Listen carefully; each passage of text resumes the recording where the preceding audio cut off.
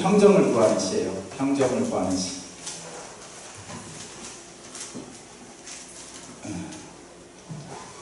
김명화 사모님 그 메일에다가 제가 하나 보냈으니까 하나 띄워 보내주시고, 일단 제가 한번 읽어보겠습니다. 라이노드 일보의 평정을 구하는 시예요. 한번 읽어볼게요. 하나님, 제가 변화시키지 못할 것은 그대로 받아들이는 평정을 저에게 주십시오. 제가 변화시킬 수 있는 것은 변화시킬 용기를 저에게 주십시오. 서로 간의 차이를 알 수 있는 지혜를 저에게 주십시오. 이게 오늘 주제예요.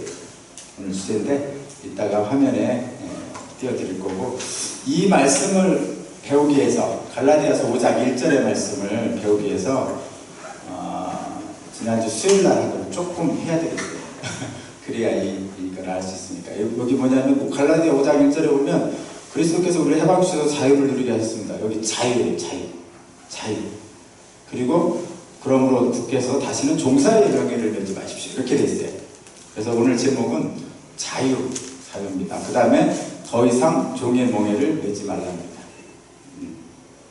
자, 그거를 위해서, 이 말씀으로 해서 제가 지난주 수요일 날 했던 말씀을 잠깐 봐야 돼요.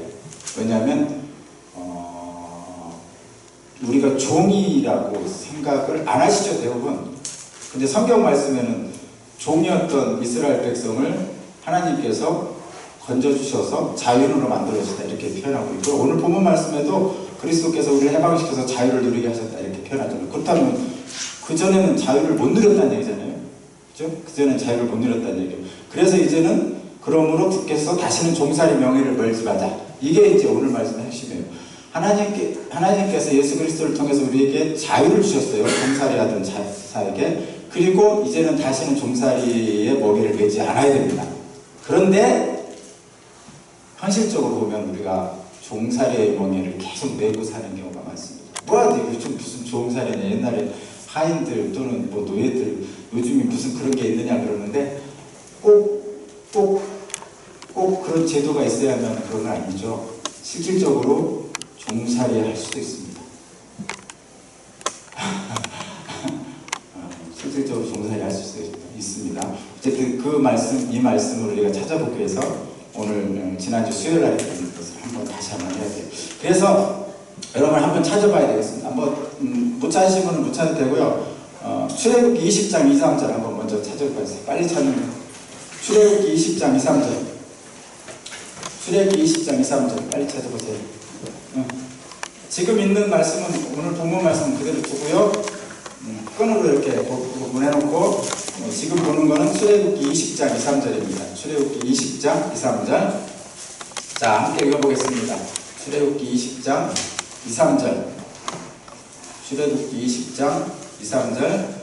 다 함께 읽습니다. 출애굽기 20장 2절 3절 시작. 나는 너희를 이집트 땅 종살이하던 집에서 이끌어낸 주 너희 하나님이다. 너희는 내 앞에서 다른 신들을 섬기지 못했다. 그렇죠? 2절을 보니까 너희를 이집트 땅에서 종살이하던 집에서 이끌어낸 주 너희 하나님이다 그랬잖아요. 오늘 갈라디아서 말씀에 우리를 해방시켜 주셔서 자유를 누리게 했습니다. 요거와 관련이 있는 거예요, 이 말씀. 그런데 3절을 보니까 3절은 뭐죠? 네. 저희가 있어요. 3절이 뭐예요? 이게 10계명 중에 몇 계명이에요? 10계명 중에 제일 1계명이에요. 이게 출애굽기 20장 3절의 말씀이 10계명 중에 제일 1계명입니다. 너희는 나 외에 다른 신을 섬기지 말라. 이게 개역개정에 있는 말씀이고, 오늘 말씀은 새 번역이라서 이렇게 쓰는 거예요. 너희는 내 앞에서 다른 신들을 섬기지 말라, 이렇게 써요. 10계명 중에 제1계명으로 주신 계명이에요. 근데 이 10계명 중에 제1계명이 쉽게 받아들여주죠. 그래가지고 불상 집에다 넣으면 안 놓고, 심지어는 제사 지낼 때 부모님 돌아가셔도 절도 안 하고, 다 이것 때문에 그러는 거죠. 다 이것 때문에 그러는 거잖아요. 원래 여러분 우리나라에서 대부분 하는 것들이, 그래서 어떤 목상이나 또는 석상이나 이런 것들 이제 목을 치고 이렇게 하잖아요. 그런 경우가 대부분 많습니다. 그런데 어쨌든 이 1계명이 도대체 어떤 뜻인가를 한번 다시 한번 살펴봐야 오늘 갈라디아서 5장 1절의 말씀을 좀 이해할 수가 있어요. 근데 가만히 살펴보면 이런 생각 안 들어요? 너희는 내 앞에서 다른 신들을 섬기지 못한다. 뭐 하나님 질투하시는 것 같죠?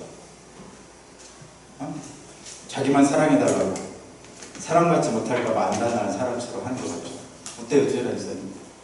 너희는 나의 다른 신들을 섬기지 못한다. 좀 유치하고 그런 것 같은 생각이 듭니다. 아니야, 인사님 어떻게 생각해요? 제1계명. 그냥 인간적인 입장에서 한번 생각해봐요. 우리 김상훈 목사님한테 나만 사랑해 줘 뭐 이렇게 하는 거 똑같지 않아요, 느낌이? 응?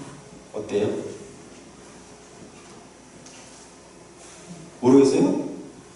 아니, 얘기해봐요. 그런 느낌 안 들어요? 사랑받지 못할까봐 안달난 사람처럼.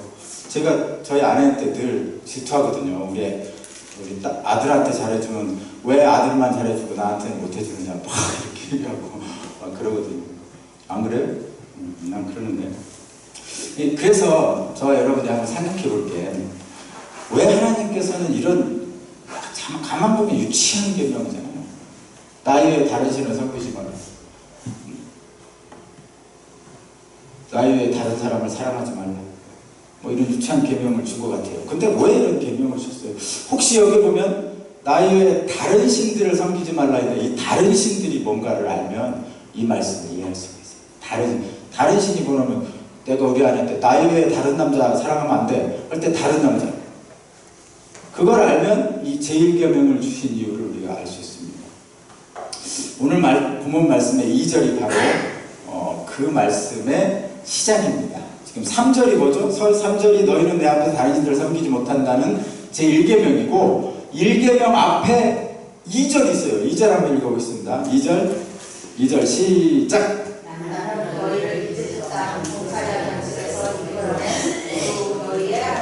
아멘. 그러니까 지금 3절부터 해가지고 쭉 10계명을 쭉 내려오거든요. 근데 10계명 바로 앞에 이 2절을 딱 주셨어요. 그러면 이 2절을 주신 이유가 있겠죠. 그렇죠? 2절을 주신 이유가 있겠죠.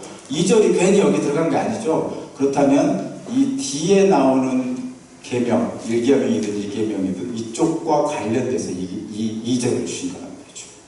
제가 2절을 다시 한번 읽어볼게요. 나는 하나님이죠. 너희는 히브리 민족의 이스라엘 사람들. 그리고 이집트 땅에서 종살이하던 집에서 이집트 땅에서 종살이 했었죠. 이끌어낸 주 너희 하나님이다. 이렇게 얘기합니다. 이 말씀을 제1계명 바로 위에다 주신 이유를 한번 살펴볼게요. 그 당시 상황을 좀 알아봐야 돼요. 그 당시 상황을 모르면 이 말씀을 이해하기가 상당히 어렵습니다. 그래서 그 당시 상황을 한번 제가 설명해 줄게요. 제가 그래서 이거를 여기다 설치해놨어요. 좀 보세요. 그 당시 이집트인데 애굽이라고도 하죠. 이집트는 어떻게 된 책이냐면 맨 위에 왕이 있었어요. 그렇죠? 애굽 왕, 바로 왕이라고 하죠. 바로가 사실은 왕이라는 뜻이기도 한데 바로 왕이라고 하죠. 우리는 이름처럼 부르는데 바로가 이름이 아니고 사실은 왕이라는 뜻입니다. 그 다음에 왕 밑에 귀족이 있죠. 귀족 당연히 있죠. 그다음에 관료 집단. 그 다음에 뭐냐면 시민, 일반 시민, 우리가 생각하는 시민. 그 다음에 그 밑에가 뭐가 있죠? 종이 있죠. 종. 성경에서 종이라고 쓰고 세상에서는 뭐라고 쓰냐면 노예라고 씁니다. 이런 체계였어요. 그러니까 이렇게 피라미드 형태로 맨 꼭대기에 왕이 있고, 그렇죠? 왕이 한 명이죠. 되게 한 명밖에 없습니다. 정점일 텐데. 그 다음에 귀족이 있고, 그 다음에 시민이 있고, 그 다음에 종이 있습니다. 이게 당시에 이집트의 그 신분 체계 또는 지배 체제라고 해요. 지배 체제. 좀 이상. 지배 체제예요. 지배 체제라고 해요. 왕을 정점으로 해서 귀족, 시민, 종 이렇게 된 사회예요. 지금은 종은 없죠. 근데 잘 보면 이 피라미드라는 게 여러분 집을 지어보신 분 알죠? 우리 장모님은 집 지어보니까 잘 아시겠지만 집을 질 때는 바닥을 견고하게 먼저 하잖아요. 그렇죠? 그래서 그제 미아 이사님 집 짓는 거 보니까 거기다가 땅에다가 도kun을 하고 이렇게 놓고 한참 동안 비도 맞히고 물도 맞히고 하면서 땅이 막 쭉 되죠. 그래서 딱 다진 다음에 그 다음에 뭐냐면 밑에 기반 콘크리트처럼 콘크리트 하죠. 단단하게. 만약 이게 잘못되면 무너지잖아요. 단단하게 해놓고 집을 올리잖아요. 그죠? 그래서 이 기반이 잘못되면 다 무너져요, 집이. 그래서 기반을 잘못했거든요. 그래서 여기 이집트의 지배 체제도 왕 귀족 수준인데 여기가 맨 아래층 기반. 그래서 이 이집트의 지배 체제는 여기가 무너지면 다 무너져. 다 무너져. 그래서 근데 여기가 누구였죠? 여기 사는 사람이 성경에서 이스라엘 사람들 아브라함 후에 야곱이 여기 들어갔잖아요. 야곱이 들어갔나? 그래서 이 사람들의 민족의 이름을 히브리 민족이라고 해요. 히브리 민족, 히브리 사람들이라고 합니다. 그래서 여기에 이 사람들이 굉장히 많았어요. 그러니까 나중에 사람들이 도망 나왔죠. 모세에서 도망 나왔어요. 도망 나오니까 여기가 없어진단 말이에요. 없어지면 왕하고 귀족들은 큰일 났어요. 무너지니까. 그래서 안 보내려고 막 난리 폈잖아요. 바로하고. 난리 폈는데 히브리 민족을 대표한 모세가 가가지고 바로하고 싸웠죠. 그래서 10가지 재앙을 갖고 싸웠어요. 그래서 10가지 재앙을 겪고 그리고 마지막에 장자가 죽으니까 열받은 거죠. 화났어요. 그래서 가라고 그랬어요. 가라고 그랬는데 나중에 가라고 해서 보내고 보니까 안 되겠는 거예요. 여왕하고 귀족이 생각해보니까. 그래서 어떻게 했어요? 군대를 보내서 쫓아갔어요. 왜냐하면 여기가 없어지면 무너지니까 이 자기들의 지배체제 왕국이 무너지니까. 그래서 군대를 보내서 쫓아갔는데 결과적으로는 홍해에서 다 죽고 나서 이 사람들이 해방된 거예요. 더 이상 총리하는 거죠. 이 상태였어요. 지금 그 당시의 피라미드 제국, 이집트의 피라미드 제국은 왕을 정점으로 해서 이루어진 지배 체제였습니다. 이 종이라는 노예 계급이 있지 않으면 유지될 수 없는 그런 체제였어요. 그러면 이 체제 유지를 해서 어떻게 하냐면 아까도 얘기했듯이 이 종들이 반란을 일으키면 안 됩니다. 그죠? 반란을 일으키면 안 돼요. 그럼 반란을 안 일으키기 위해서 뭐를 할까요? 잘 먹이고 잘 먹이고 잘 대우해주면 반란 안 일으키나요, 사람들이 반란 안 일으키도록 하는 게 몇 가지가 있어요. 몇 가지. 뭐를 해야 되냐면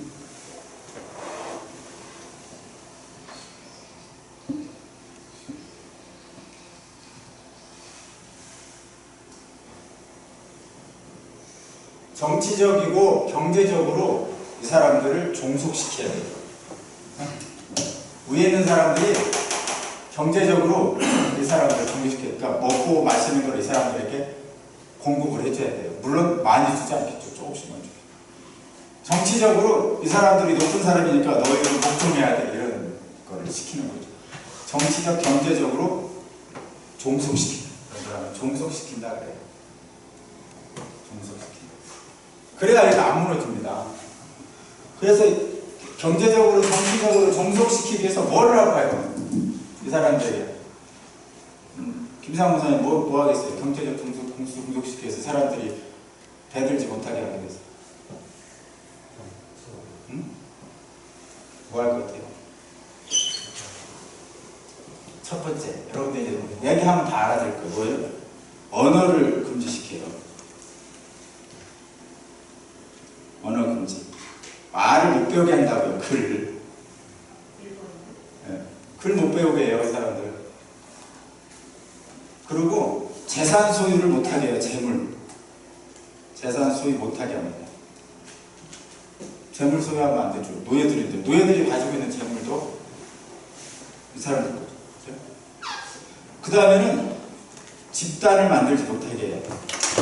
집단 금지. 아, 당연하죠. 여기 많이 모이면 그러잖아요. 그래서 우리나라 집시 관련법 이런 쪽에서 많이 모이기만 하면 잡아가고 그랬단 말이에요. 이 사람들 모이면 안 되죠. 반란 일으키니까. 근데 딱 하나 있어요. 뭐라 해서 가정은 괜찮아요. 가정.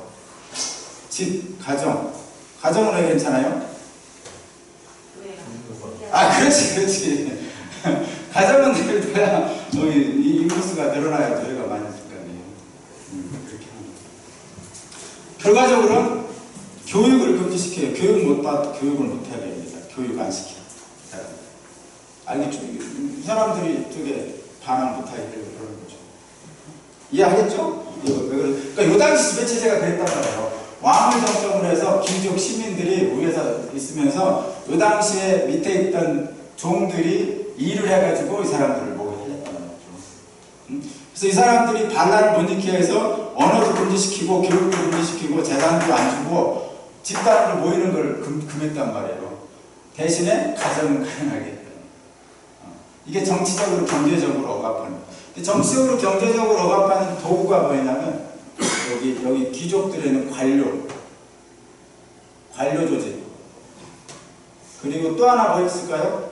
군대지 뭐 뻔하지. 관료 조직하고 군대를 했어요. 여기를 유지하는. 근데 이것만 가지고는 안 됩니다, 여러분. 이것만 가지고는 안 돼요. 최근에 사회주의가 다 무너졌잖아요. 소련도 무너지고 중국은 좀 그렇지 않지만 다 무너졌잖아요. 근데 이 사람들이 이렇게 했단 말이에요. 정치적으로, 경제적으로 무너시켜서 관료 조직과 군대로 이렇게 사람들을 억압했단 말이에요. 근데 이것만 가지고는 사람들이 억압이 안 됩니다. 사람들 생각보다 나름대로 자기들끼리 말도 배우고요, 자기들끼리 교육도 시키고요, 자기들끼리 몰래 자산도 갖고요, 자기들끼리 몰래 모이기도 합니다. 이게 가능합니다. 근데 집중적으로 요거를 못하게 만드는 진짜 중요한 방법이 하나 있어요. 그래서 이 사람들이 생각해낸 게 뭐냐면, 이거 말고도 제일 중요한 이 사람들이 반란을 못하게 하는 방법, 더 중요한 거, 그게 뭘까요? 종교를 갖지 못하게? 보세요. 이거는 뭐냐면 외부적인 거예요. 잘 보면 외부적인 거. 근데 사람을 통제하는 제일 좋은 방법은 뭐예요? 마음을 통제하는 거예요. 마음을 통제하는 거예요. 안희연 지사님이 김상 권사님 아니면 내가 어떤 남자를 만나겠어? 저 남자밖에 만날 사람이 없어. 이렇게 하면 안 도망가요. 마찬가지예요. 마찬가지예요.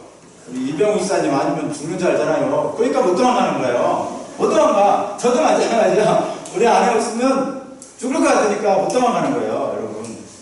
그래서 그 마음을 그렇게 하는 거예요. 그렇게 만드는 거예요. 마음을 통제.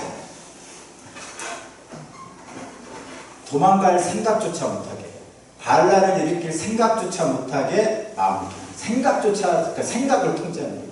근데 마음을 통제하는 가장 좋은 방법이 종교예요.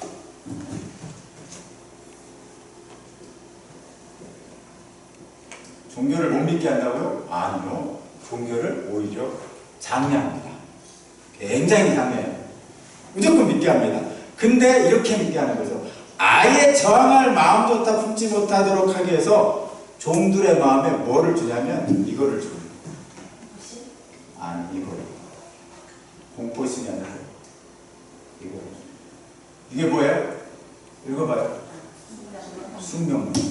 이게 뭐냐면 이 종교적 통제에 숙명론을 주는데 이게 무슨 뜻이냐면 내가 종으로 태어난 것은 신의 명령이야. 내가 종으로 태어난 것은 신의 명령이야. 그래서 내가 만약에 반란을 일으키면 신한테 도전하는 거야. 저 숙명론이 그거야. 요 당시 그랬단 말이야. 이집트 지배체제 때. 저기 히브리 민족인 이 종들을, 노예를 통제하기 위해서 종교적 통제를 했는데 뭘 했냐면 내가 반란을 일으키는 것은 신의 명령에 불복종하는 거야. 이렇게 만들어주고. 그러면 이 사람들이 아예 신에 대항할 수가 없는 마음이 생각을 통제하는 거예요. 그래서 반항조차도 못하죠. 그래서 나는 이렇게 태어났어. 그러고 그냥 사는 거야. 그런데 이러한 논리를 만들어주는 사람이 누구냐? 왕 귀족 옆에 누가 있었냐면 당시에 사제계급이 있었어요. 사제들. 여기는 뭐가 있다고요? 관료조직과 군대가 있었고 이쪽은 사제들이. 사제들이라는 얘기는 성전에서 제사를 담당하는 사람들. 네? 더 나빠요? 더 나빠요? 어쨌든 이 사제계급은 뭐하는 사람이냐? 결과적으로는 이 피라미드 지배체제를 유지 존속시키는 숙명론을 만들어주는 사람, 유지시켜주는. 그래서 이 사람들은 이 사람들의 지지를 받아요. 엄청 많이 지지를 해줘요. 그리고 이 사람도 이 사람을 지지해줘요. 결과적으로 이 사람들만 소개시키는. 그렇게 만들어주는 거예요. 자, 그러면 이제 다시 제1계명으로 다시 와요. 제1계명으로. 제1계명 3절 한번 다시 한번 읽어봐요. 3절. 3절 있습니다. 시작. 너희는 내 앞에서 다른 신들을 섬기지 못한다. 자, 그러면 다른 신이 어떤 신이에요? 숙명론을 지키는 그 숙명론을 준 신. 네. 숙명론을 준 신. 이 종들이 반란을 일으키지 못하도록 숙명론을 준 신. 그 신이 다른 신이에요. 다른 신. 그러면 보세요. 우리가 믿는 하나님은 어떤 신이에요? 우리가 믿는 하나님. 이 하나님은 누구를 해방시켰어요, 지금? 히브리 민족을 해방시켰죠. 히브리 민족을 해방시켰잖아요, 이 사람들을. 그러면 우리가 믿는 하나님하고 여기에 있는 다른 신하고는 완전히 다르죠. 그래서 바로왕 앞에 갔던 모세가 하나님을 대변해서 대리이고 이쪽 왕을 대신한 그 사제계급들이 다른 신들을 대변한 사제들이었어요. 둘이 싸웠죠. 둘이 싸웠어요. 모세하고 이쪽 사제들하고. 그래서 10가지 재앙. 그 재앙을 모세가 했을 때 네. 대문도 만들고 실전에 그 같이 했던 사람들이 좀 사제였어요. 그렇죠. 그래서 사제하고 모세하고, 그러니까 하나님하고 다른 신하고 싸운 거예요, 지금. 그래서 마지막까지 해서 결국은 이겨서 나간 거죠. 나가라고 했잖아요. 물론 왕이 나중에 생각해보니까 사제들이 져가지고 나중에 왕 생각 안 되니까 군대까지 쫓아간 거죠. 그렇죠? 그랬습니다. 그러면 우리 하나님은 피라미드 체제를 유지시키는 분이에요? 해체시키는 분이에요? 해체시키는 분이지. 해체시키는 분. 예. 그래서 이 피라미드 체제에서 종이었던 히브리 민족을 하나님께서 해방시키셨고, 이 숙명론을 제공하던, 이 피라미드 체제를 유지시킨 숙명론을 제공하던 이 사제들과 하나님이 싸우셔서 이 숙명론을 깨트리고 해방시킨 거예요. 그래서 종이 아니고 이분들이 뭐가 됐죠? 여기 와서 자유인이 된 거죠. 여기에는 피라미드가 없어요. 피라미드가 없다. 피라미드 지배체제가 없다는 얘기죠. 그래서 숙명론을 제공하던 사제들의 논리를 하나님께서 깨트리고 새로운 세상으로 인도했는데, 그게 여기가 가나안 땅이죠. 적과 아들의 동족입니다. 가나안 땅입니다. 그렇죠? 그러면 여러분, 자, 제1계명을 주신 이유가 뭐예요? 너희는 내 앞에서 다른 신을 섬기지 못한다. 하나님이 1계명을 왜 주셨어요? 그 전에 숙명론적으로 지금 지배체제를 받아가지고 이 생각이 그쪽으로 갈 수도 있기 때문에 나만 바라봐라. 그렇지. 더 정리해서 해봐요. 정리해서. 다른 신을 섬기면 너희들이 어떻게 된다? 그렇지. 자유인 너희들이 나에 의해 다른 신을 섬기면 어떻게 된다? 종이 된다는 거예요. 종이 된다는 거예요. 그래서 제1계명인 3절 앞에 2절에 그게 있는 거예요. 2절 다시 한번 읽어봐요. 2절. 자, 2절 시작. 나는 너희를 이집트 땅 종살이하던 집에서 이끌어낸 주 너희의 하나님이다. 자, 봐요. 나는, 하나님은 너희가 종살이하던 여기서 이끌어낸 하나님이야. 그러니까 너희는 다른 신을 섬기지 말고 나만 섬겨. 이렇게 된 거죠. 그러면 다시 한번 제가 얘기할게요. 다시 한번. 그러면 제1계명을 왜 주셨어요? 내가 우리 아내한테 나만 사랑해줘, 우리 수동이한테 질투하면서 그런 얘기 지금 이게 뭐예요 지금? 왜 제1계명을 왜 주셨어요? 좀 전에 얘기했잖아요. 종으로 가지 않기 위해서는 나만 왜 정으로 안 보내요 하나님? 이 사람들 사랑하니까 안 보내는 거예요. 하나님이 이 사람들을 자유로 만들어 놓으시고 사랑하기 때문에 제1계명을 주셔서 이쪽으로 못 가게 하는 거예요. 그러면 제1계명은 하나님을 섬기라는 얘기가 하나님이 좋으려고 하는 거예요? 아니에요. 이게 사람들에게 좋은 거예요. 그러니까 하나님이 사람을 엄청 사랑하셔서 주신 계명이지 너희들 나를 안 섬기면 내가 혼낼 거야 이런 게 아니라고 이게. 아시겠죠? 그렇죠? 아니, 이 2절을 주신 이유를 여러분이 지금 보면 돼요. 그래서 우리 기독교는 저와 여러분이 믿는 기독교는요 해방의 종교예요. 억압의 지배체제에서 해방의 종교입니다. 세상은 애굽이에요. 우리가 늘 얘기하지만 애굽이 세상이고 가나안이 하나님 나라예요. 그래서 그 세상에서 하나님 나라로 이렇게 옮겨주셨어요. 그 얘기는 뭐냐면 이런 지배체제 속에서 종로로 다는 우리를 가나안 땅에 자유로 옮겨주셨다는 얘기예요. 그래서 세상에서 하나님 나라로 바꿔야 돼요. 근데 잘 보면 제가 단적으로 하나 해보면 이쪽은요 무한증식이에요. 무한증식. 왕이 힘이 생기면요 끝까지 노예가 무조건 늘어나요. 그래서 가정을 계속 만들어주고 노예를 많이 들여가지고 부를 계속 확장시킨단 말이에요. 여기는 만족이 없어요. 세상은 만족이 없어. 그거를 세포로 놓고 보면 암이에요. 여러분 알아요? 암? 암이 왜 암인지 알아요? 암은요 멈추질 않아요. 이 세포가 이렇게 하나였다가 두 개로 분열하고 또 두 개였다가 네 개로 분열하고 이렇게 되거든요. 근데 우리 몸에 있는 세포들은 하나에서 두 개로 분열하고 코가 딱 만들어지잖아요. 그럼 더 이상 분열 안 해요. 그냥 그 상태에서 분열해서 하나는 죽어버려요. 왜냐면 코가 계속 분열하면 코가 막 이만큼 커지잖아요. 저기 누이처럼 피노키오처럼. 근데 이 암은 분열하고 또 분열하고 또 분열하고 안 죽어요. 안 죽어. 무한증식하는 거예요. 그게 이 세상. 근데 이쪽은 세포죠. 세포. 암세포가 아니고 그냥 세포예요. 여기는 암세포고. 이 세포는 어떻게 돼요? 아까 되겠지? 코가 딱 만들어지잖아요. 그럼 두 개로 딱 분열해서 하나는 죽어요. 그리고 이게 때로 나오는 거 때로 나오는 거 세포 죽어서. 그리고 새로운 세포가 코를 계속 유지하고 있는 거예요. 그러면 코라는 조직이 생명 있는 조직으로 계속 나와요. 근데 암은 무한증식하면 피노키오처럼 코가 커져가지고 결국 사람을 죽여요.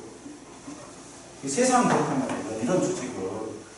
근데 여기는 안 그래요. 그래서 이쪽에 있는 하나님의 나라를 뭐라고 하죠? 제가 늘 하는 것처럼 생명 있는 공동체.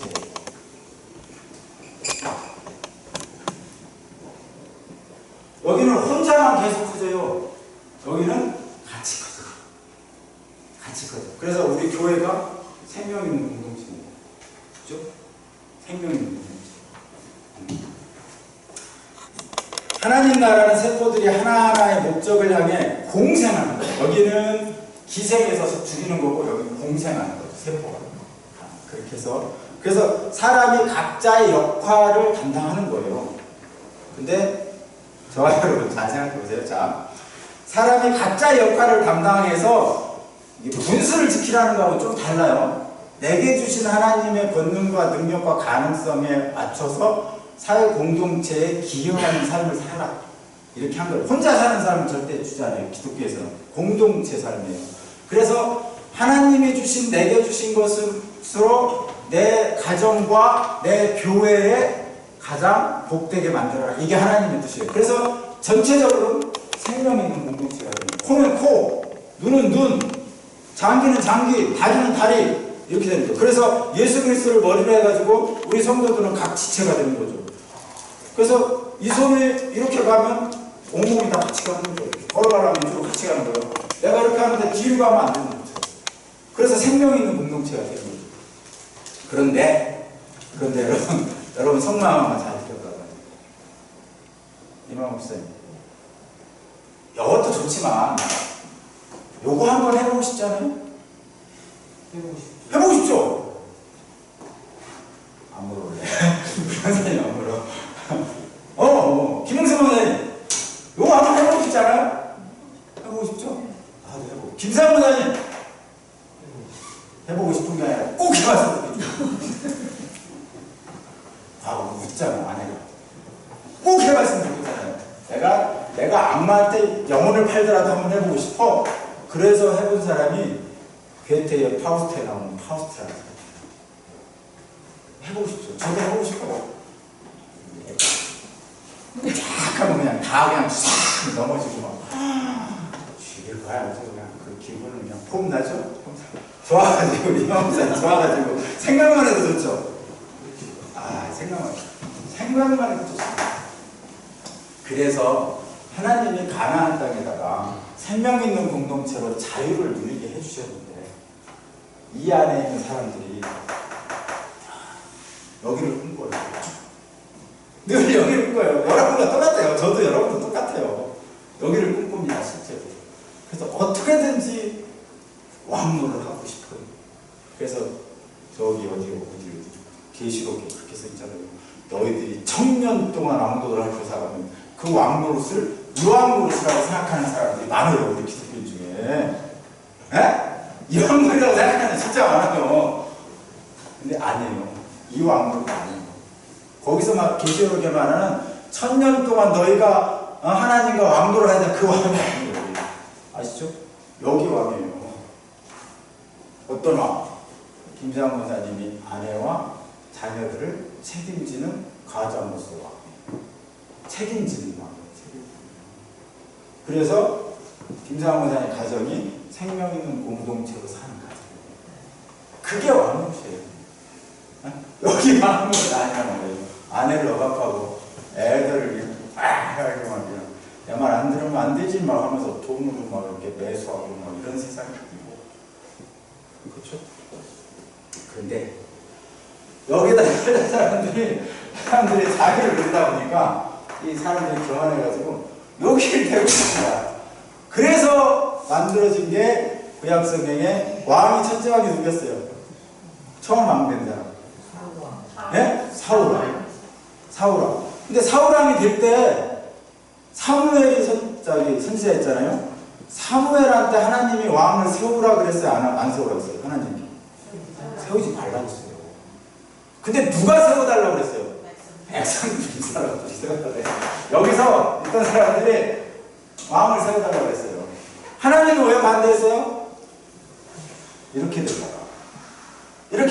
그래서 그 경고하는 말들이 이 말들이 다 있어요. 거기에 경고하는 말들이 다 있습니다.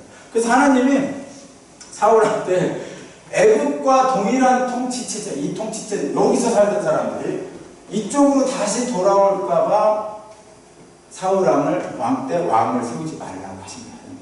그런데도 불구하고 이 사람들이 거기 대비해가지고 결국 왕을 세웠죠. 그래서 하나님이 진노했죠.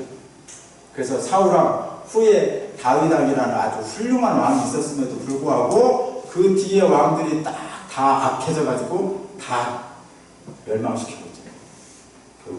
그러니까 이 체제에 있던 사람들이 이 체제로 다시 온 거예요. 그래서 하나님이 이 체제에서 그렇게 해방을 시켜놨더니 이 사람들이 다시 이쪽으로 온 거예요. 그래서 이거를 다시 멸망시켜버린 거죠. 그래서 북이스라엘 나누다가 다 멸망했어요. 그렇게 됐습니다. 예수님 당시에는 어땠어요? 예수님 당시에는 누가 지배하고 있었어요? 로마가 지배하고 있었어요. 로마의 지배체제? 이거 똑같아요. 로마의 지배체제. 그래서 예수님이 로마의 지배체제에 항거해가지고 결국 빌라도에게 죽는 거죠. 뭐로 죽었어요? 빌라도한테 죽을 때 그 십자가에 매달을 때 살인죄예요? 뭐예요? 정치범이에요. 반란을 수괴라는 거. 정치범이 된 거예요. 왜냐하면 이 지배체제를 부정하니까. 그 예수님이 이 지배체제를, 그러니까 하나님께서 애굽에서 종살이 하던 것을 자유의 땅으로, 가나안 땅으로 자유를 만들어줬더니 다시 사울왕 같이 이렇게 되더라. 그래서 싹 멸망시켜버렸어요. 그리고 나중에 계속 보니까 결국 또 보니까 막 지배체제가 기호대로 되는 거야. 로마가 지배하고 또 뭐 어디가 지배하고. 그래서 더 이상 안 되겠다 이런 인간들. 그냥 자유를 줬더니 이것들이 정신 못 차리고 자꾸 여기로 가려고 지금 다 그런 생각 가지고 있는 거예요. 저도 마찬가지입니다. 그래서 어떻게 했죠? 아예 생각도 못하게 예수님을 보내주셨습니다. 예수님을 보내주시고. 그래서 그 전에는 밖에서 활동하셨는데 예수님 보내시고 예수님이 옆으로 오셨다가 성령이 마음으로 오신 거죠. 자, 이제 가만히 보니까 이쪽에서 사제들이 순명령을 통해서 마음을 지배한 거랑 예수님, 하나님이 성령님을 통해서 우리 마음을 지배하시는 거랑 사실 비슷하죠. 그러니까 인간은 마음 먹기 달렸다고 그러는데 정말 이쪽 마음 먹기가 정말 힘들어요. 그러면 여러분, 자 이제 오늘 본문으로 돌아옵니다. 다 끝났어요. 오늘날은 왕이 없잖아요. 오늘날 왕이 없어요. 그죠? 왕이 없어? 근데 왕을 대신하는 뭔가가 있어요. 왕을 대신하는 뭔가가 있어요. 오늘날 왕을 대신하는 뭔가. 옛날에 정치적, 경제적으로 종속시켰죠. 종교적으로 종속시켰는데 이 모든 걸 다 한꺼번에 하는 요즘 시대가 무슨 시대죠? 경제 시대죠. 여러분 맨날 나오게 경제잖아요. 경제. 로또 맨날 경제. 그 경제적인 왕과 노예들이 있어요. 아, 직접적으로 이런 계급은 없어요. 지금 왕이 있고 뭐 종이 있고 노예가 있고 이런 거 없어요. 그래서 이 애국과 동일한 체제가 존재한다면 요 당시에 제1계명에서 하나님께서 지금은 어떻게 하실 것인가? 지금은 어떻게 하실 것인가? 그게 갈라디아서 5장 1절의 말씀에 있습니다. 그리스도께서 우리를 해방시켜 주셔서 자유를 누리게 하셨어요. 갈라디아서 5장 1절. 그리스도께서 우리를 해방시켜서 자유를 누리게 하셨어요. 그러므로 어떻게 하라고요? 굳게 서서 다시는 종살이의 멍에를 베지 말라는 거예요. 근데 이걸 어떻게 안 뵐 수가 있냐고요. 지금 계속 얘기했지만 저도 그렇고 여러분도 그렇고 다 이거 배우고 싶거든요. 어떻게 해서든지 돈 모아서. 그래서 심지어는 사람의 생명도 경시하면서 돈을 모아서 이렇게 배워요. 지금 우리 삶에, 우리 세상의 삶이 그렇단 말이에요. 그래서 표현이, 제일 많이 쓰는 표현이 이거죠. 내가 돈만 있으면. 돈만 있으면이죠. 돈만 있으면 저놈이 나를 무시하지 않았을 텐데. 돈만 있으면 내가 떵떵거리고 살 텐데. 뭐 이런 거죠.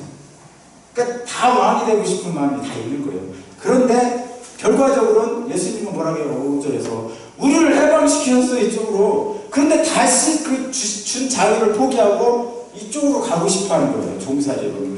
근데 내가 왕이 되려고 여러분 돈만 있으면 하잖아요. 돈만 있으면 해서 여기로 간다니까요. 여기로 가는 사람 봤어요? 돈 없이 돈만 있으면 해가지고 이쪽으로 가다가 연속극이나 드라마 봐요. 재벌에 빌붙어서 사위로 간다든가 뭐 하다가 여기 어떻게 빌붙으려고 하다가 다 여기로 가죠. 다 감옥가요.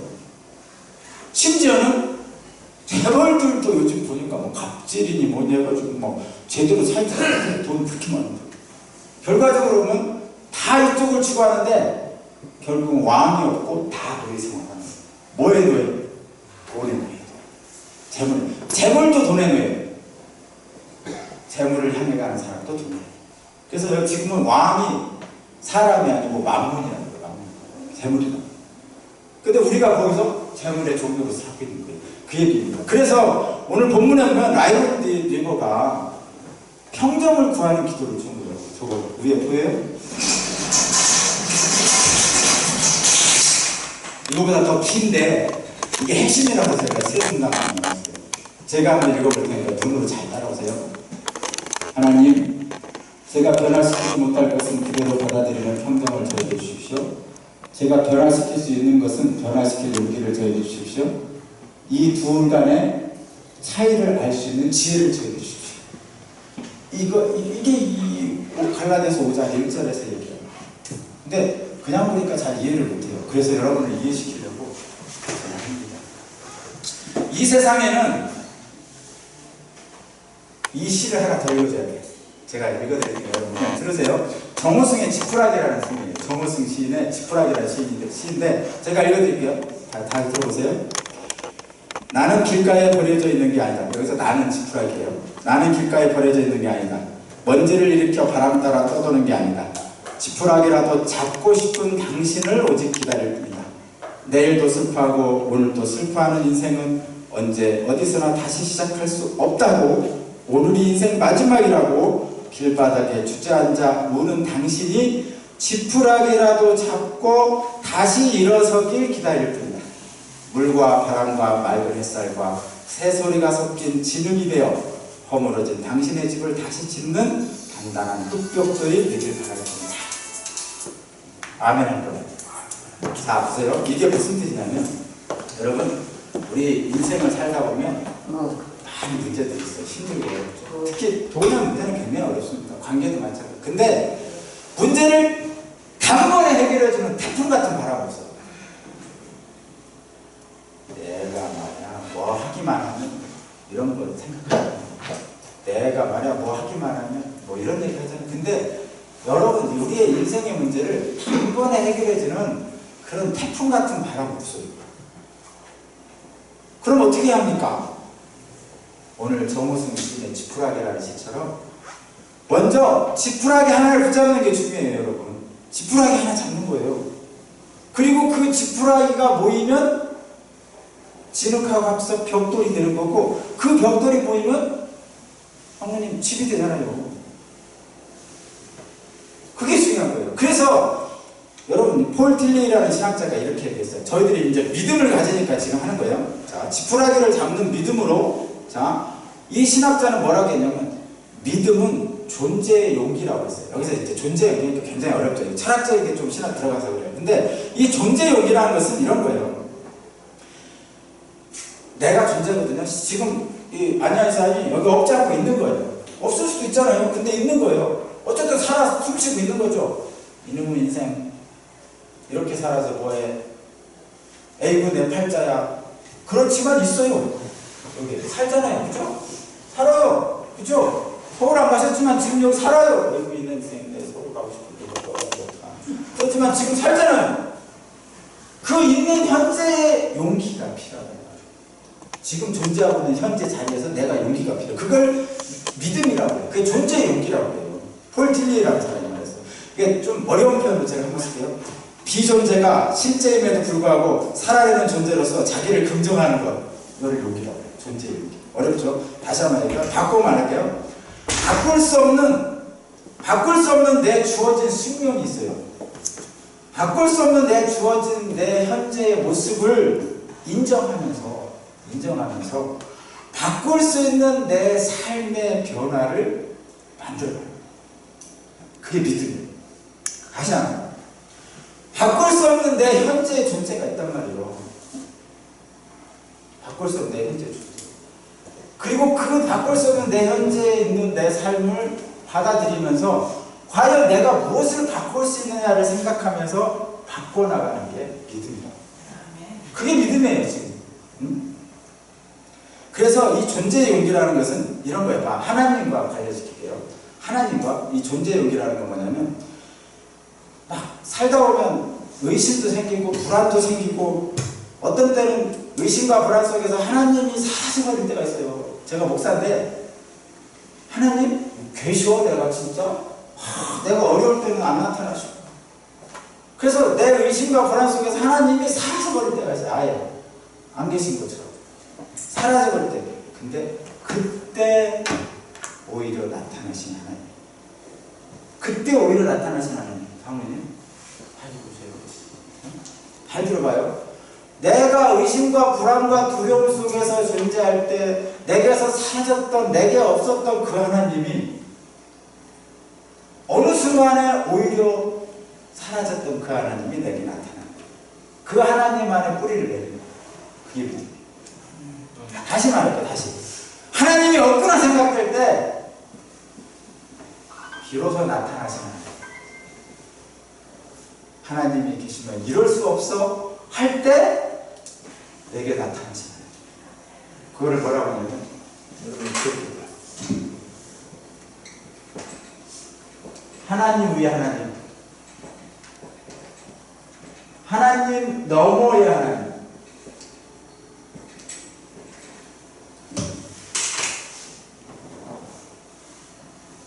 내가 힘들고 어려울 때 내게서 사라졌던 하나님 너머에 그때 비로소 내게 나타나셨던 그 하나님인데 진짜죠. 하나님이 없구나 생각할 때 나타나신 하나님이 진짜 하나님이에요. 그게 하나님 위에 하나님입니다.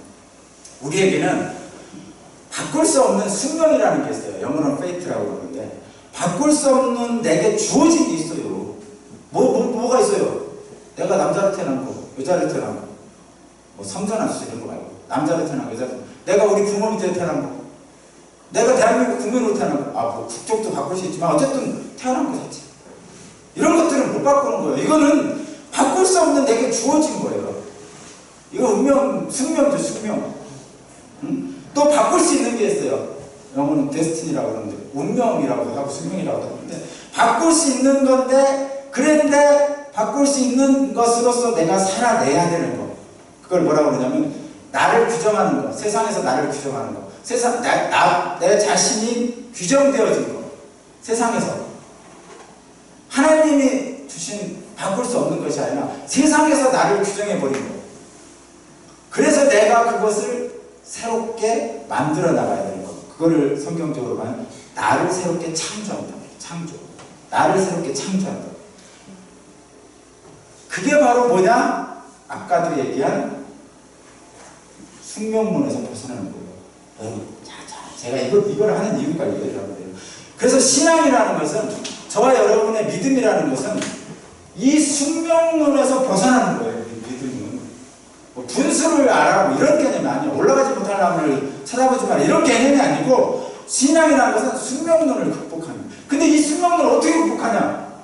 물론 신앙으로 극복하는데 하나님이 극복하실 수 있는 수단을 우리에게 주셨어요. 그게 뭐냐? 빨간색으로 쓸게요. 이거예요. 이거. 자유의지. 영어로는 free will이라고 하는데 자유의지를 우리에게 주셨어요. 이 하나님이 주신 이 자유의지는 숙명론을 극복하라고 하나님이 우리에게 주신 거예요. 말하자면 이런 거예요. 숙명론이 뭐냐면 운명, 내게 주어진 거 말고 내가 남자 여자 이런 바꿀 수 없는 거 막 바꿀 수 있는 뭔가 세상에서 나를 규정해버린 거 이런 것들 이런 운명에 잡아 끄는 힘이 있잖아요. 세상에서 운명적으로 나를 잡아 끄는 힘 이거를 약해지도록 저항하는 힘이에요. 내게 주어진 나를 운명적으로 끌어당기는 힘에 저항하는 힘이 자유의지. 이거를 통해서 저 숙명론을 극복하는 게 신앙입니다. 그래서 신앙은 뭐냐? 신앙은 규정되어진 나를 변화시키는 거예요. 예를 하나 제가 들게요. 저를 예를 드는 게 제일 좋을 것 같아요. 제가 어산교회 목사잖아요. 좀 현실적으로 얘기하면 작은 교회 목사잖아요. 시골교회 목사잖아요. 이게 나를 세상에서 규정하는 거예요. 어떻게 규정하냐? 넌 작은 교회 목사야. 너는 시골교회 목사야. 약간 부정적인 의미가 들어가 있죠. 그죠? 부정적인 의미가 좀 들어가 있잖아요. 이 부정적인 의미를 깨버리는 거죠. 한마디로 얘기하면 이 세상에서 자꾸 너는 시골교회 목사야. 넌 작은 교회 목사라는 어떤 부정적인 숙명론을 자꾸 내게 주어진단 말이에요. 사람들이. 근데 나는 아니다. 하나님이 내게 자유의지를 주셨다. 여기가 하나님이 내게 주신 사명터다. 내가 여기서 할 일을 한다. 내가 작은 교회고 시골교회 이런 거건 난 상관없다. 그게 우리에게 주신 하나님의 신앙의 자유의지. 그래서 나를 규정하는 어떤 것을 핑계할 수 없어요. 신앙을 하면. 당신 작은 교회 목사, 시골교회 목사 이런 것 때문에 난 못해, 뭘 못해 이런 거 핑계대면 안 돼요. 장로님, 작은 교회 장로님이라고 쫄릴 거 하나도 없어요. 여러분 쫄릴 게 하나도 없어요. 여러분 시골에 산다고 쫄릴 게 하나도 없어요. 정말 재벌 아니어도 쫄릴 게 없는 거예요. 우리에게 주어진 것은 하나님이 주신 가능성과 자유를 향해 나가는 거예요. 그게 신앙이에요. 이쪽에서 이쪽으로 우리를 이끌어 주신 하나님의 가능성과 자유, 해방을 향해서 나가는 거예요. 근데 우리는 계속 여기로만 가려고 그러는데 거기서 자유의지로 이거를 극복해내는 저항의 힘을 가지고 이쪽으로 가는 거예요. 그랬을 때 해방되는 거예요. 해방돼야죠. 아멘. 왜 남들이 세상에서 규정되어 있는 나로 살아야 돼요?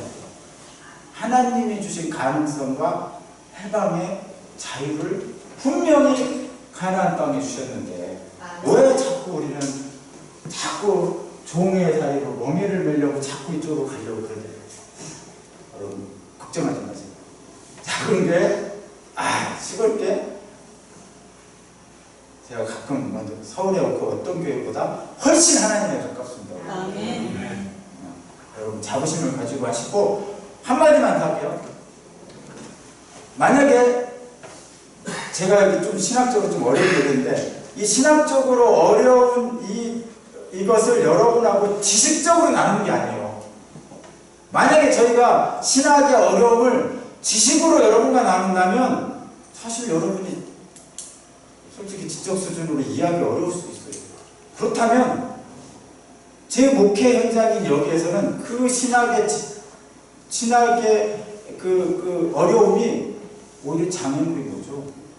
그래서 어떻게 해야 돼요? 저는 장애물을 제거해버려야죠. 더 배울 필요 없어요.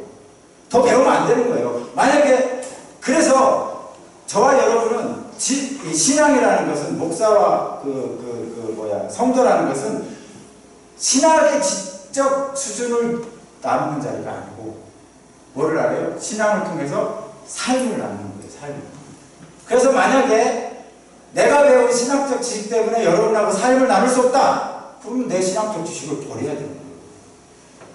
알겠죠? 무슨 얘기인지 알겠죠? 내 신학적 지식 때문에 여러분하고 같이 삶을 나눌 수 없다. 신앙생활 할 수 없다. 그럼 내 신학적 지식이 장애물인 거죠. 장애물. 버려야 돼요. 옛날에 멋진 분이 한 분 계셨어요. 지금은 좀 금난세라는 분이 옛날에 난 그분이라고 생각했는데 서울시장에서 막 지휘를 하는데 이분이 지휘가 엄청 화려해요. 멋있고 어떤 사람이 기자 같은 거 물어봤어요. 당신 멋지다고 이게 너무 화려하고 멋있다고 그랬더니 금난세가 그분이 하는 거예요. 내 이 화려한 지휘 몸짓 때문에 여러분이 음악을 이해하는데 방해가 된다면 내가 이 화려한 이 몸짓을 버리겠습니다. 맞죠? 본질이 그거잖아요. 본질이 그거. 그럼 목사님 어떻게 보세요? 그 신학적 지식. 나는 이런 거죠. 목사가 그렇다고 해서 목사가 말씀을 전하는 사람이거든요. 그러면 성경을 읽어야 될 거 아니에요. 전하려면. 그러면 성경을 전하려면 신학적 지식을 배워야 돼요. 책을 많이 읽어야 됩니다. 근데 그럼 어떻게 해야 되냐? 많이 읽고 더 많이 읽어서 삶을 나눌 수 있게 해요. 더 많은 지식을, 더 많은 높이의 신학적 지식을 가장 여러분과 삶을 나눌 수 있는 지식으로 만들면 되는 거죠. 실제로 만약에 신학적 지식 때문에 내가 여러분하고 삶을 나눌 수 없다. 그러면 내 신학이 졸렬한 거지. 부족한 거지. 내 신학이. 내가 잘못 배운 거지. 더 배워야지.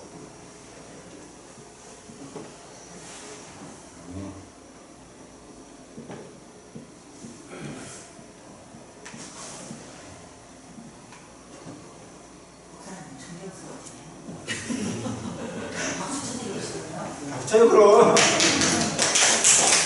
이제 정말 하려고 하는데 너무 약해요. 배워도 못해. 신앙이라는 건 너무 높아가지고. 근데 어쨌든 여러분들이 알았든 못 알았든 제가 이런 표현을 하는데 상관없어요. 못 알았든 못해. 그냥 목사님이 이런 걸 하시는구나. 나도 그 말씀에 따라가야지. 그러면 되는 거예요. 뭐 그렇다고 내가 여러분을 어떻게 사기 쳐먹고 등 쳐먹고 이런 거 못하잖아요. 여기 사기 쳐먹을 게 뭐가 있어요? 그냥 열심히 살아요. 신앙이 별거 아니에요. 그냥 존재의 용기를 가지라니까. 바꿀 수 없는 것에 한탄할 거 없어요. 여러분, 남자로 태어난 거, 여자로 태어난 거, 내가 시골에 사는 거, 내가 이런 거는 바꿀 수 없어요.